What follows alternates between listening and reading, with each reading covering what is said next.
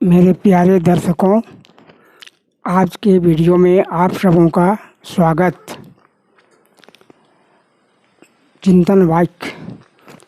जीवन में वही व्यक्ति सफल होता है जो सोचता है तो करता है, और वह व्यक्ति असफल होता है जो सोचता है मगर करता नहीं। बस अब देखिए मनुष्य कर्मफल में कैसे होता है। कर्मयोग की बात चल रही है, आगे सुनिए। कर्मफल से मनुष्य फंस जाता है। इससे कर्मफल और आसक्ति छूटने के लिए भगवान अर्जुन से कहते हैं कि तू अध्यात्म चित्त से अर्थात विवेक अंतर्मात्मा से अंतकरण से संपूर्ण कर्तव्य कर्मों को मेरे अर्पण कर दे। अर्थात इससे कोई संबंध न मान, सिर्फ मेरे अर्पण कर दे, क्योंकि संसार मात्र के संपूर्ण कर्म में मेरी ही शक्ति काम कर रही है। इसलिए समझो ये सब कुछ भगवान का है और भगवान अपना है। इस प्रकार गंभीरता से विचार कर शरीर, मन, बुद्धि, इंद्रियां सब पर अपना अधिकार नहीं चलता। अतः भूल से माने हुए इस शरीर आदि से मेरा मानना है, अर्थात भगवान का मानना है।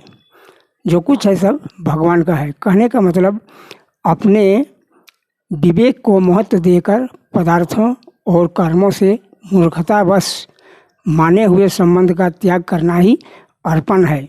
संपूर्ण कर्मों को अर्पण कर दे। करने के बाद भी जो कामना, संताप वगैरह रहता है उसे भी मुझे ही अर्पण कर दे। भगवान के अर्पण करने से भगवान निष्ठ हो जाता है, यानी वह छूट जाता है और भगवान निष्ठ होता है।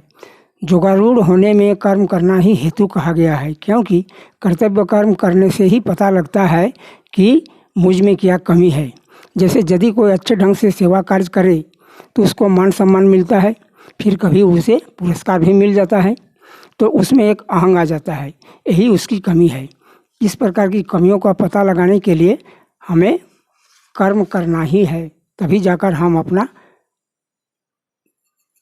अपने को सुधार पाएंगे।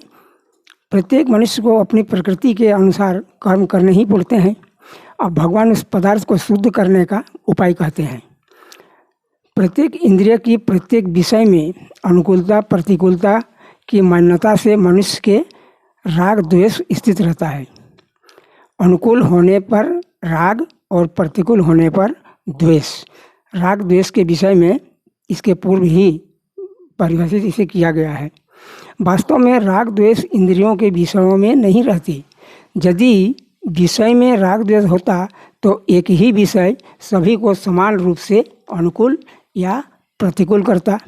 अब मान लीजिए बारिश हो रही है, पानी जोर पड़ रहा है, तो इससे किसान को तो अच्छा लगता है, किंतु कुम्हार के लिए यह प्रतिकूल स्थिति पैदा करती है।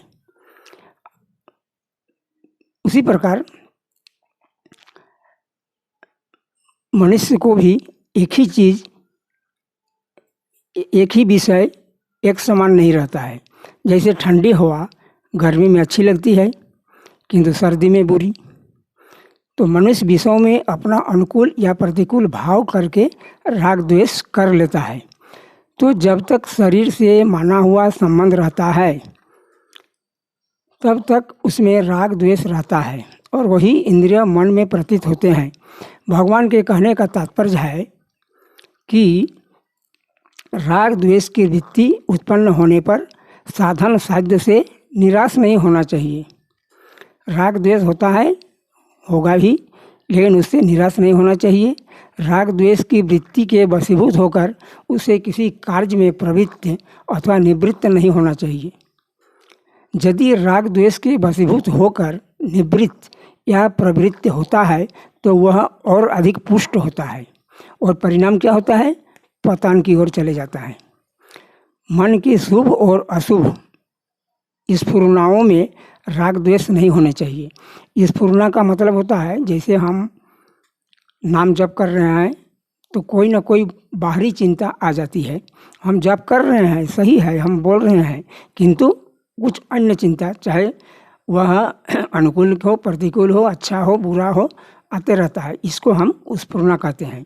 ये स्फुरनाएँ इसलिए आती हैं क्योंकि हम जब काम करते हैं उस समय दिमाग उस पर ध्यान नहीं देता, काम में हमारा तल्लीन रहते हैं।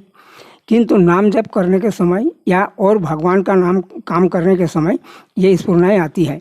तो साधक को चाहिए कि मन में इस प्रकार की स्फुरनाओं को स्वयं में न मानकर आगे उनसे किसी भी प्रकार का संबंध न जोड़े, उसे न तो समर्थन दीजिए और न उससे अलग होइए, उससे संबंध नहीं जोड़ना है और उनका समर्थन भी नहीं करना है। बस आज की वीडियो में इतना ही। तो इस प्रकार का यदि आप स्फुरनाओं से भी मुक्ति पाते हैं और सोचिए कि वह स्वतः आया है, स्वतः चला जाएगा और फिर हमारा काम चलते रहेगा। बस आज की वीडियो में धन्यवाद। पसंद होने पर इसे लाइक करेंगे।